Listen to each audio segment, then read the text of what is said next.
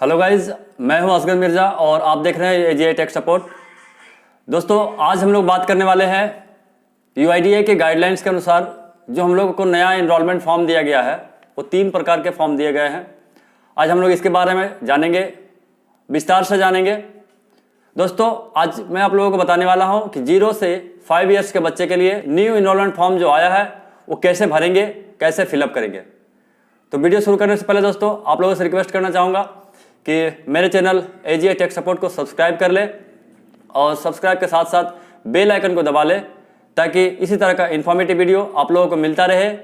और आप ठीक है दोस्तों, तो चलिए चलते हैं अपने लैपटॉप के डैशबोर्ड में। तो देख सकते हैं फ्रेंड्स, ऑफिस मेमोरेंडम आया है यानी 6 फरवरी 2023 को, ठीक है, कि implementation of change forms of Aadhaar enrolment update for adult and child 0 से 5 ईयर्स एंड 5 से 18 ईयर्स। 3 तरह का फॉर्म प्रोवाइड किया गया हमें। अब हमें यानी 15 फरवरी के बाद से ये 3 तरह के फॉर्म को यूज करना है। तो मैं आप लोगों को बारी बारी से तीनों फॉर्म के बारे में बताऊंगा। आप लोग वीडियो एंड तक देखेंगे, पूरा देखेंगे। अगर वीडियो पूरा नहीं देखते हैं तो हो सकता है कि आपको इंक्वायरी की जरूरत होगी, पूछने की जरूरत पड़ेगी। इसलिए मैं आप लोगों से रिक्वेस्ट करूंगा कि वीडियो को एंड तक देखें, वीडियो को पूरा देखें और बारीकी से देखें, क्योंकि अगर थोड़ा सा भी मिस्टेक करते हैं, थोड़ा सा भी गलती करते हैं तो अब कोई गुंजाइश नहीं है, बिल्कुल ब्लैक लिस्ट होंगे। ठीक है दोस्तों, तो अगर इनवैलिड सुपरवाइजर से बचना चाहते हैं तो वीडियो को एंड तक देखेंगे, अच्छे से देखेंगे, ताकि आने वाला कल जो है आपका कोई दिक्कत ना हो और आप आराम से इनरोलमेंट कर सके और अपडेट कर सके। तो देख सकते हैं फ्रेंड्स, ये 0 to 5 ईयर्स का फॉर्म है। तो इस फॉर्म को भरने के लिए दोस्तों, सबसे पहले हम लोग 1 नंबर में आप देख सकते हैं, या तो न्यू 1 नंबर में आप देख सकते हैं न्यू इनरोलमेंट में टिक लगाएंगे, या फिर अगर अपडेट है तो अपडेट पे टिक लगाएंगे। ठीक है, उसके बाद दोस्तों रेसिडेंट में हम लोग इंडियन में टिक लगाएंगे, अगर एनआरआई है तो एनआरआई में टिक लगाएंगे। तो चूंकि हमारे पास एनआरआई बहुत कम आते हैं, अधिकतर इंडियन है, तो हम लोग रेसिडेंट में यहाँ पे टिक लगाएंगे। उसके बाद नीचे आएंगे दोस्तों नंबर 3 पर आप देख सकते हैं इन केस ऑफ अपडेट। अगर आपका अपडेट है, अगर कुछ भी आप अपडेट कर रहे हैं, चाहे वो डेट ऑफ बर्थ हो, मोबाइल नंबर हो, एड्रेस करेक्शन हो, नेम करेक्शन हो, जेंडर करेक्शन हो, ईमेल आईडी हो, इसमें दोस्तों एक बॉक्स आपका एक्स्ट्रा दिया हुआ है जो कि लैंग्वेज ओनली अपडेट के लिए। बहुत सारा आधार कार्ड में आप देखते होंगे, अगर उनका आधार में नेम में अगर मान लीजिए सोनू लिखा हुआ है तो हिंदी में देखिएगा आपका सिर्फ सोन लिखा हुआ है, तो उसको भी आप करेक्शन कर सकते हैं। आप सिर्फ और सिर्फ लैंग्वेज में क्लिक करके उनका जो भी आपका लैंग्वेज है उसको सुधार कर सकते हैं। अब दोस्तों हम लोग आएंगे नंबर 4 पर। नंबर 4 पर आप देख सकते हैं नेम एज पर डॉक्यूमेंट, यानी डॉक्यूमेंट में जो अगला वो दे रहे हैं, जो डॉक्यूमेंट में नाम है वही नाम आपको यहाँ पर लिखना है। ठीक है, उसके बाद नंबर 5 पर आएंगे दोस्तों, birth registration number as per birth certificate with name, यानी बर्थ सर्टिफिकेट में जो नाम है वही नाम आपको यहाँ पर लिखना है विथ रजिस्ट्रेशन नंबर, यानी बर्थ सर्टिफिकेट में जो रजिस्ट्रेशन नंबर है उस रजिस्ट्रेशन नंबर को भी यहाँ पे दर्ज करना है। ऐसा नहीं कि सिर्फ नाम लिख दिए और रजिस्ट्रेशन नंबर नहीं लिखे, वो प्रॉब्लम हो जाएगा। उसके बाद दोस्तों आप देख सकते हैं जस्ट उसके नीचे आपको ब्रैकेट में लिखा हुआ है birth certificate with name as baby of, नहीं चलेगा। ठीक है, अधिकतर आप देखते होंगे जब हम लोग को डिस्चार्ज स्लिप मिलता था उसमें लिखा होता था बेबी ऑफ नेम, तो baby of name not allowed, ये अलाउड नहीं है। और उसके बाद दोस्तों हम लोग आएंगे नंबर 6 पर। नंबर 6 में जो भी आपका जेंडर है, मेल फीमेल, वो आप यहाँ पे टिक लगा सकते हैं। नंबर 7 पर आएंगे दोस्तों, हम लोग डेट ऑफ बर्थ लिखेंगे।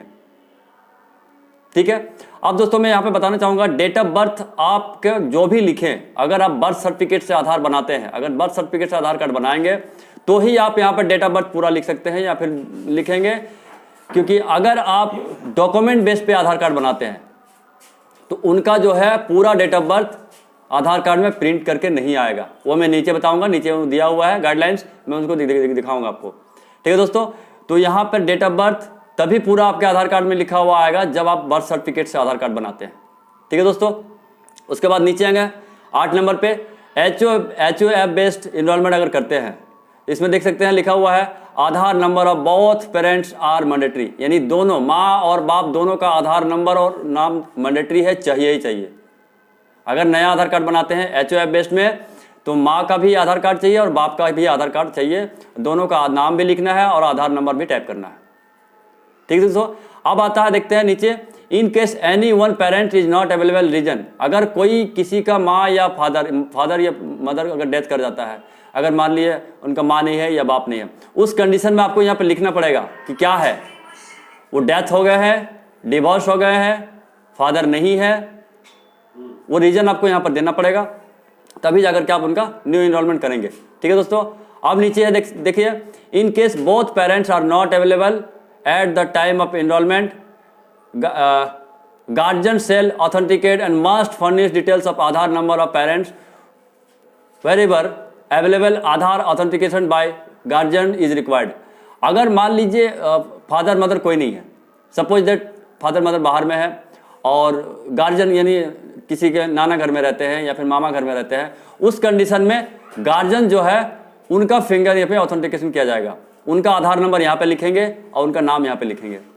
लेकिन उसके बाद उससे पहले भी आपका फादर और मदर का यहाँ पर आधार नंबर और नाम लिखना मैंडेटरी है, जरूरी है। ठीक है दोस्तों, यहाँ तक समझ गए। अब हम लोग नीचे आएंगे दोस्तों। अब दोस्तों मान लिए प्रूफ ऑफ रिलेशनशिप के लिए हम लोग बर्थ सर्टिफिकेट यूज कर रहे हैं, तो हम लोग यहाँ पे टिक करेंगे। यहाँ पे प्रूफ ऑफ रिलेशनशिप भी बर्थ सर्टिफिकेट है और डेट ऑफ बर्थ के लिए भी ये प्रूफ आपको दे रहे हैं, तो यहाँ पर हम लोग टिक करेंगे। ठीक है, अब बी में आएंगे दोस्तों, लेकिन ये एनआरआई के लिए है, ये विदेशी के लिए है जो हमारे इंडियंस है लेकिन वो एनआरआई बाहर में रहते हैं, उसके लिए पासपोर्ट ही सिर्फ ओनली वैलिड है। अब नीचे आएंगे दोस्तों, document based enrolment UID and standard certificate. अगर कोई डॉक्यूमेंट बेस्ड इनरोलमेंट करते हैं स्टैंडर्ड सर्टिफिकेट से, तो यहाँ पर टिक करेंगे। Only for children in child और इंस्टीट्यूशन ऑर्फेन ईटीसी। ठीक है दोस्तों, इसके बारे में मैंने डॉक्यूमेंट में डिटेल से बताया है मैंने पिछले वीडियो में, चाहे तो आप वहाँ से देख सकते हैं। यहाँ पे टिक करेंगे और उसके बाद दोस्तों एड्रेस टाइप करेंगे, एड्रेस लिखेंगे। एड्रेस में थोड़ा सा चेंजिंग है, आप इसको ध्यान से देखेंगे। एड्रेस में पहला तो एक वार्ड नंबर ऐड किया गया है जो कि पहले फॉर्म में नहीं था, पुराना फॉर्म में नहीं था। वार्ड नंबर यहाँ पर हम लिखेंगे। मैंडेटरी के तौर पर आपका पिन कोड टाइप करना अनिवार्य है, जरूरी है, पिन कोड चलेगा, चाहिए ही चाहिए। उसके साथ साथ पोस्ट ऑफिस आपका मैच होना चाहिए। ठीक है, पोस्ट ऑफिस जरूरी है। उसके बाद आप देख सकते हैं हाउस नंबर, ब्लॉक नंबर या अपार्टमेंट नंबर है तो आप लिखें, रोड स्ट्रीट लेन है तो लिखें, लैंडमार्क है तो लिखें, अन्यथा खाली रहने दें, कोई दिक्कत नहीं है। और उसके बाद एरिया लोकेलिटी सेक्टर है तो लिखें, अन्यथा इसे भी खाली रहने दें, कोई दिक्कत नहीं है। डिस्ट्रिक्ट में आपको जो है वो लिखेंगे, सब डिस्ट्रिक्ट में जो है यहाँ पे लिखेंगे, स्टेट में जो है यहाँ पे लिखेंगे। ईमेल आईडी अगर दे रहे तो यहाँ लिखेंगे, वरना ये मैंडेटरी नहीं है। मोबाइल नंबर यहाँ पे लिखेंगे, पिन कोड यहाँ पे लिखेंगे। एक चीज़ आप लोग दोस्तों ध्यान देंगे कि जब आप पिन कोड अपने डैशबोर्ड में डालते हैं, पिन कोड डालने के बाद जब आपका डैशबोर्ड ओपन होता है, जब हम लोग स्क्रॉल डाउन करते हैं उस समय देखते होंगे कि पिन कोड डाल रहे हैं, कुछ डाल रहे हैं लेकिन उनका विलेज शो नहीं कर रहा। उस कंडीशन में दोस्तों आप लोगों को एक चीज़ ध्यान देना है कि वही विलेज हम सिलेक्ट करेंगे जो नियरेस्ट में हो, और वही विलेज आपको यहाँ पर भी टाइप करना है, यहाँ भी लिखना है। ठीक है, यहाँ विलेज वही लिखेंगे जो इसका अपना स्क्रॉल डाउन में आ रहा है। अब पोस्ट ऑफिस जो उसमें आ रहा है वो पोस्ट ऑफिस यहाँ हम लिखेंगे। इसमें और डैशबोर्ड में आपका विलेज और पोस्ट में कोई भी मिसमैच नहीं मांगता, बिल्कुल भी नहीं चलेगा। अगर यहाँ पर लापरवाही करते हैं तो हो सकता है कि आपको डॉक्यूमेंट मिसमैच का एरर लगेगा। उसके बाद दोस्तों मान लीजिए उनका जो जेन्युइन विलेज है आप सेक्टर में लिख दें, अगर सेक्टर में नहीं हो रहा तो आप लेन में लिख सकते हैं। ठीक है, लेकिन आपका जो ये इनरोलमेंट फॉर्म है जिस टाइप का आप फिलअप करेंगे उसी टाइप का आपको डैशबोर्ड में भी फिलअप करना है। कोई कंजूसी नहीं चलेगा, कोई लापरवाही नहीं चलेगा। अगर लापरवाही करते हैं तो ब्लैकलिस्ट होंगे, इसकी कोई जवाबदेही नहीं है। ठीक है दोस्तों, और एक बार आप अगर ब्लैकलिस्ट हो गए तो समझ लीजिए आपका काम तमाम हो गया। दोबारा से वो 1 साल के बाद होगा, 3 साल के बाद होगा, ये गारंटी नहीं है। अब हम लोग आएंगे दोस्तों नंबर 10 पर, demographic update. Write name of the document, refer UIDAI website for list of document.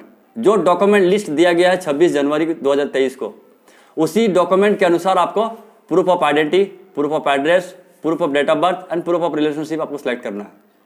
ठीक है, जो जिस हिसाब से है, इसके बारे में मैं आपको डिटेल से एक वीडियो बना दूंगा कि कौन सा डॉक्यूमेंट किस इनरोलमेंट पे आपको लगेगा, उसके बारे में मैं वीडियो बना दूंगा, आप चाहे तो वहां से देख सकते हैं। अब आते हैं दोस्तों कुछ कंसेंट है, इसके बारे में हम लोग जानते हैं। अब नीचे आएंगे, थोड़ा सा यहाँ भी चेंजिंग है। वेरीफायर यानी ऑपरेटर, आप सुपरवाइजर जो भी है वो यहाँ पे सिग्नेचर करेंगे। उसके बाद यहाँ पर signature of the parent guardian.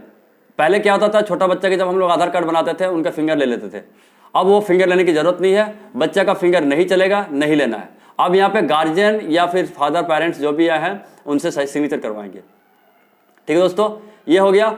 अब बहुत सारा आप लोगों का कमेंट रहता है कि नीचे डेट एंड टाइम आप क्यों नहीं लिखते हैं, तो भैया यहाँ पर ये डेट एंड टाइम लिखने का काम हमारा नहीं है, ये इनरोलमेंट एजेंसी है। देख लें आप, साफ साफ लिखा हुआ है to be filled by the enrolment agency only. ये इनरोलमेंट एजेंसी के काम है, वो यहाँ पर डेट एंड टाइम लिखेगा और इनरोलमेंट नंबर लिखेंगे, तो ये बिल्कुल ब्लैंक रहेगा, इसको लिखने की जरूरत नहीं। अब दोस्तों थोड़ा सा आप देखेंगे, keep your Aadhaar always up to date, enhance is living if your Aadhaar was issued more than 10 years. अगर 10 साल पुराना कोई आधार कार्ड यूज कर रहे हैं और अगर वो अपडेट नहीं करवाए हैं तो उनका आधार सस्पेंड हो सकता है, वो भी यहाँ पर लिखा गया है। ये कस्टमर्स के लिए लिखा गया है, कैंडिडेट के लिए लिखा गया है। जस्ट एक प्रचार है, जस्ट एक ये समझ लीजिए कैंडिडेट का जानकारी के लिए है कि अगर 10 साल पुराना आपका आधार कार्ड है और आप आधार कार्ड को अपडेट नहीं करते हैं, डॉक्यूमेंट अपलोड नहीं करवाते हैं, तो आपका आधार कार्ड जो है ब्लैकलिस्ट सस्पेंड हो जाएगा और आप आधार में कुछ काम नहीं कर सकते। तो दोस्तों ये फॉर्म फिलअप का काम आप देख लिया, और उसके बाद दोस्तों कुछ इंस्ट्रक्शन है जिसे हम लोग को फॉलो करना है। टाइप ऑफ एनरोलमेंट में टिक लगाएंगे, मैंने बताया आपको। स्टेटस जो है एनआरआई है, इंडियन क्या है, वो आप टिक लगाएंगे। उसके बाद डेमोग्राफिक डिटेल्स में resident to enter Aadhaar number and select required service only, ठीक है। अगर अपडेट करते हैं, कुछ भी डेमोग्राफिक अपडेट करते हैं, तो जिस चीज को हम लोग अपडेट कर रहे हैं उसी पे टिक लगाएंगे और वही चीज लिखेंगे। अगर नाम करेक्शन कर रहे हैं तो नाम में टिक लगाएंगे और नाम ही लिखेंगे ओनली, नाम, आधार कार्ड नंबर, मोबाइल नंबर, और नीचे सिग्नेचर करके अपलोड कर देंगे। ऐसा नहीं कि सिर्फ नाम करेक्शन कर रहे हैं तो पूरा फॉर्म भर दिए, ये जरूरी नहीं है। अगर एड्रेस करेक्शन कर रहे हैं तो नाम, father husband name, address, mobile number, pin code लिखेंगे और नीचे डॉक्यूमेंट सेलेक्ट करेंगे और नीचे साइन करके हम अपलोड करेंगे। ये हो गया दोस्तों। अब आप देख सकते हैं name, right full name without solution titles, please bring the original proof of identity, document variation, residence name, contrast. कोई भी डॉक्यूमेंट अगर कस्टमर लेके आते हैं, कैंडिडेट लेके आते हैं, तो इसको आपको ध्यान में रखना है कि उनका नाम जो है बिल्कुल साफ सुथरा दिखे, क्लियर दिखे, क्लियर आना चाहिए। स्कैन करेंगे तो साफ साफ दिखना चाहिए, ऐसा नहीं कि स्कैन करने के बाद और ब्लर हो जाए। अगर ब्लर आपका आता है तो फिर वो रिजेक्ट हो सकता है। अब यहाँ पे आपको थोड़ा सा छूट दिया गया है कि मान लीजिए अगर कोई आदमी आता है वो अपने बच्ची का नाम करेक्शन करने के लिए या नाम चेंज करने के लिए या कुछ भी अपडेट करने के लिए आते हैं, तो उस कंडीशन में अगर उनका आधार डॉक्यूमेंट में प्रीति लिखा हुआ है, प्रीति मतलब PREETI, यानी प्रीति लिखा हुआ है, तो अगर उनका मर्जी है, कैंडिडेट का अगर मर्जी है तो प्रीति आप इस तरह लिख सकते हैं, PRITI, ये लिख सकते हैं, ये चलेगा, इसमें कोई दिक्कत नहीं है। ये हो गया दोस्तों। अब आएंगे डेट ऑफ बर्थ में, accepted DOB document for resident up to 18 years shall be birth certificate with specify exception, full date of birth shall be printed only in case of verified DOB। मैंने बताया आपको कि अगर वो क्यों ना 18 साल का हो, अगर वो डेट ऑफ बर्थ से यानी बर्थ सर्टिफिकेट से आधार कार्ड नहीं बनाते हैं तो उनका आधार कार्ड में पूरा डेट ऑफ बर्थ लिखा हुआ नहीं आएगा, ओनली डेट ऑफ ईयर आएगा। इसकी कोई जवाबदेही नहीं है, और जिसके कारण कैंडिडेट को बहुत परेशान होना पड़ेगा, बहुत जगह उसका आधार जो है काम नहीं करेगा। अब दोस्तों नीचे आएंगे, HOF बेस्ड चिल्ड्रन एनरोलमेंट अगर करते हैं, name and Aadhaar number both parent are compulsory. मैंने पहले बताया आपको कि अगर HOF बेस्ड में हम लोग आधार कार्ड बनाते हैं, यानी बर्थ सर्टिफिकेट से अगर आधार कार्ड बनाते हैं, तो दोनों माँ बाप दोनों का आधार कार्ड जरूरी है, दोनों का आधार नंबर भी लिखना है और आधार कार्ड में जो नाम है वो भी नाम लिखना है। उसमें से किसी एक का, माँ या बाप का फिंगर लगेगा, किसी एक का यानी सेंटर में आना जरूरी है, माँ या बाप जो भी एक आएंगे बच्चे के साथ। अब दोस्तों नीचे आएंगे, एड्रेस में आप देख सकते हैं, right complete address, please bring the original proof of address document. Document जो लेकर आए हैं, एड्रेस जो प्रूफ लेकर आए हैं वो पूरा एड्रेस लिखेंगे पिन कोड के साथ, ठीक है। पिन कोड और पोस्ट ऑफिस मैंडेटरी है, ये लिखना ही लिखना है, बाकी तो सब लिखना ही है, ठीक है दोस्तों। तो यहाँ तक मैंने आपको बताया 0 से 5 ईयर्स के लिए बच्चों का आधार कार्ड में हम लोग कैसे नया आधार कार्ड बनाएंगे और कैसे उनका अपडेट करेंगे। तो दोस्तों वीडियो लॉन्ग होने के कारण, वीडियो लंबा होने के कारण मैं आप लोगों का आज इसी में समाप्त करूंगा, क्योंकि ये बहुत लंबा वीडियो हो जाएगा अगर तीनों फॉर्म को मैं एक बार में बताऊंगा। नेक्स्ट वीडियो में मिलते हैं दोस्तों, फिर इसी तरह का 5 ईयर से लेकर 18 ईयर्स तक जो भी आपका आधार कार्ड कैसे बनेगा और न्यू एनरोलमेंट कैसे बनेगा, उसके बाद जो भी वीडियो आएगा दोस्तों वो 18 ईयर्स एबव का आएगा, जो 18 साल प्लस के आधार कार्ड कैसे बनाएंगे ये अपडेट करेंगे, उसके बारे में मैं बताऊंगा दोस्तों। तो यहाँ तक अगर आप आ चुके हैं तो मेरे वीडियो को लाइक करें, और अगर किसी तरह का कोई त्रुटि समझ में आता हो, किसी तरह का कोई कन्फ्यूजन हो तो कमेंट जरूर करें। मैं कमेंट को जवाब देने में किसी तरह का कोई कोताही नहीं करता, इसलिए कमेंट करें। अगर किसी तरह का कोई प्रॉब्लम होता है तो मैं मोबाइल नंबर प्रोवाइड करूंगा, आप चाहे तो डायरेक्ट मुझसे कॉल करके बात करके अपना कन्फ्यूजन को दूर कर सकते हैं, ठीक है दोस्तों। तो आज के लिए इस वीडियो को मैं यहाँ पे समाप्त करता हूँ। जय हिंद, वंदे मातरम, टेक केयर।